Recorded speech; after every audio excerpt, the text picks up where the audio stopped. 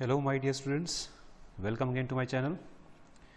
Today I am going to discuss the second part of the chapter magnetic properties of transition metal complexes. So today's topic is experimental measurement of magnetic moment. There are numerous methods for measuring the magnetic susceptibilities. However, the two most important methods are the Gauss method and the second method is the Faraday's method. In today's video, I will discuss both these methods in detail. So let us start with the first method, that is the Gauss method. This is a diagram of Gauss balance in which we use a simple analytical balance and a cylindrical tube which is made up of Pyrex glass, and it is known as the Gauss tube. So it is a simple device which is known as the Gauss balance, and it is used to measure the paramagnetism. And what is going to happen in this method? The finely powdered substance or the solution is taken in a Pyrex glass, and the substance is weighed first without the magnetic field and then in the presence of magnetic field. And if the substance is paramagnetic, then it will weigh more in the presence of magnetic field than its absence. As we know, the increase in weight is a measure of paramagnetism of substance. So the larger the number of unpaired electrons in a substance, greater will be the paramagnetism and greater is the increase in the weight in the magnetic field.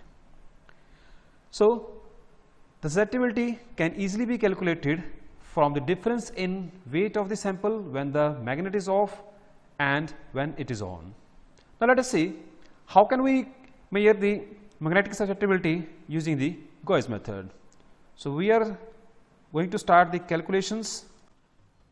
As the sample in the form of cylinder is suspended in the non-homogeneous magnetic field, the force exerted on the sample is determined by weighing.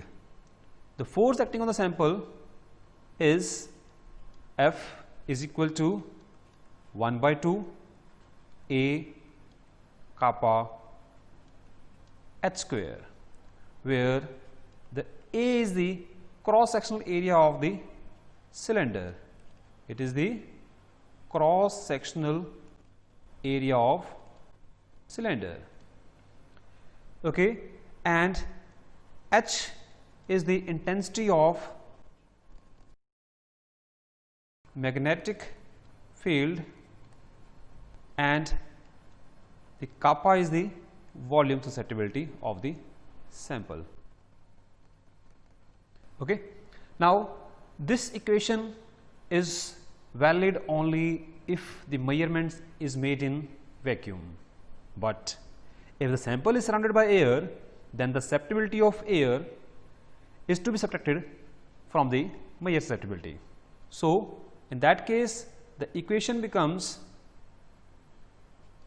F is equal to 1 by 2 A h square kappa minus kappa prime, where the kappa prime is the volume susceptibility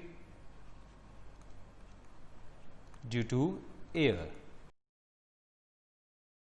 Now the Gauss tube itself comprises of a hollow specimen, and therefore it develops a force which is always present. Therefore, in order to calculate the actual force acting on the sample, the force acting on the hollow cylinder must be subtracted from the observed force, and this force is usually negative.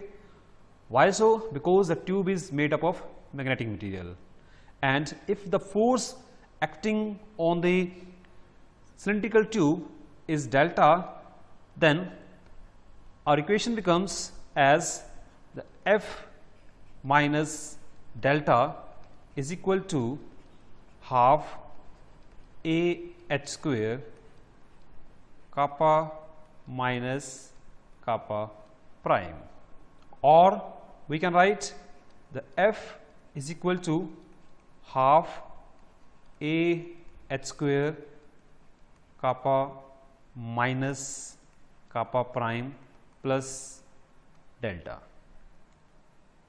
For a sample of constant length and cross sectional area, the factor A into h square is a constant. Now, if the density of the sample is introduced, the above equation may be written as 10 raised to power 6 chi is equal to alpha plus beta f prime upon w, or we can write the chi, that is the magnetic susceptibility, is equal to alpha plus beta f prime upon w into 10 raised to power minus 6, where alpha is a constant allowing for the displaced air, and it is equal to 0.029 into the volume of the specimen, and the beta is the tube calibration constant. It is known as the tube calibration constant, and W is the weight of the sample. It is the weight of sample in grams, and the F prime is the force on the sample, and it is equal to F minus delta. Okay, and both F and delta are given in milligrams. Okay. In actual practice, the apparatus is first calibrated by making the measurements on a substance whose magnetic susceptibility is accurately known, and for that purpose a standard substance which is used for the calibration is the mercury tetrathiocyanato cobaltate 2, and its magnetic susceptibility at 20 degrees Celsius is given as 16.44 into 10 raised to power minus 6, and it is at 20 degree Celsius. Now, by making the measurements with standard sample, the constant beta can be calculated, which is the tube calibration constant.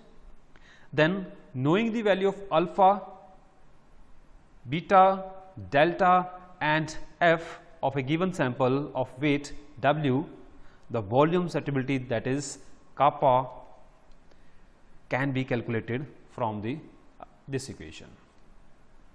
Okay. Now, there are some advantages and disadvantages of this Gauss method. So, first I am going to take the advantages. So, what are the advantages? The first advantage is that the apparatus is very simple and easy to assemble. Okay. And second important advantage of this Gauss method is that it is easy to handle. It is easy to handle and use. Okay. And third most important advantage of this method is that since the amount of sample taken in Gauss tube is quite large, the forces are large, and therefore even a simple analytical balance can measure the change in the mass. So, we can say the force exerted on sample can be easily measured by using simple chemical balance. Now, come to the disadvantages. What are the disadvantages? The first disadvantage is that it requires a large amount of sample for the measurement,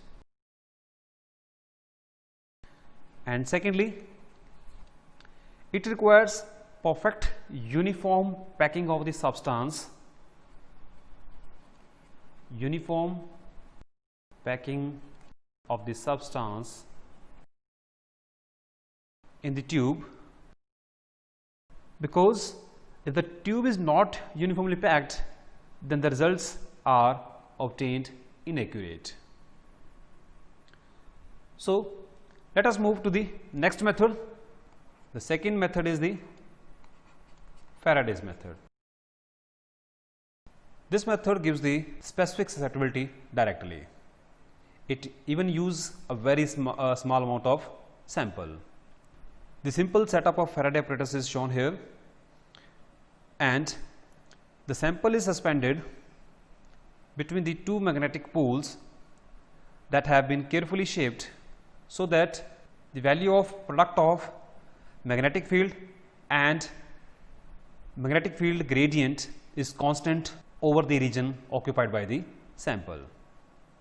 A sample of around 0.1 to 10 milligram is placed between the magnetic field, which is having a constant gradient, that is delta H upon delta X, and the force acting on the sample is measured directly with the help of these electrobalance.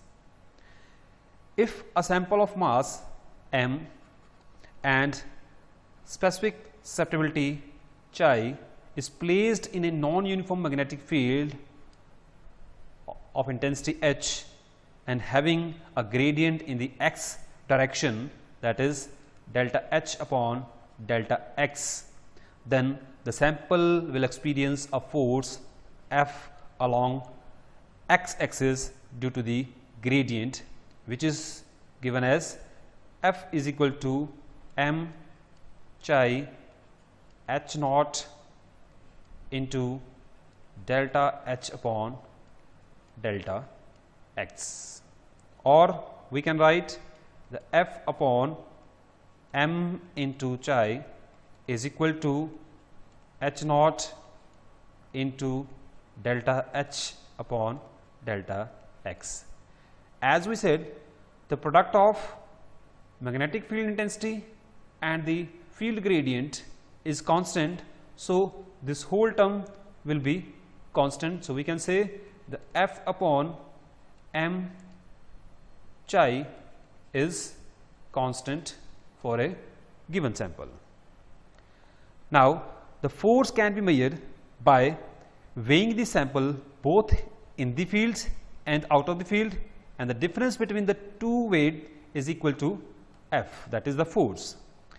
Generally, the experiment is simplified by determining the force exerted on a standard substance whose susceptibility is known, and for this purpose the same substance, that is the mercury tetrathiocyanato cobaltate 2 is used, and as we already said, its magnetic susceptibility is equal to 16.44 into 10 raised to power minus 6 at 20 degree Celsius. Now, if the same magnetic field and the gradients are used for the standard and unknown substances, so it is necessary to know the precise values of other quantities. Hence, we can write the F S upon m S and chi S is equal to F U upon m U into chi U, where F S is the force exerted on the standard substance and it is the mass of standard substance, and chi S is the magnetic susceptibility of standard known substance. And here the Fu is the force exerted on the unknown sample and Mu is the mass of unknown sample. And by using this relation, the chi U, that is the magnetic susceptibility of unknown substance, can be easily calculated as Fu into Ms into chi s upon Fs into mu. Now, putting all the values of parameters, that is Fu, Fs, Ms, Mu and chi s, the molar susceptibility of the sample, that is chi m, can be easily calculated from the magnetic susceptibility, that is specific susceptibility. Okay. Here also we have some advantages and disadvantages of the Faraday's balance.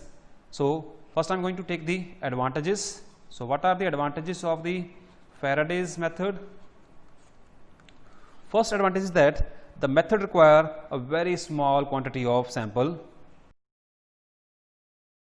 Second advantage is that this method directly gives the specific susceptibility. Okay. And what are the disadvantages? The main advantage of this method is that the large manual skills are required for better results. So, this is all about the today's lecture. In next lecture, we will discuss the relationship between the magnetic susceptibility and the magnetic moment. How can we calculate the magnetic moment of any sample by using the value of their specific susceptibility or the molar susceptibility. Along with this, we will discuss the variation of magnetic susceptibilities with the temperature and the phenomena of ferromagnetism and antiferromagnetisms. So, thank you. Have a nice day. All the best.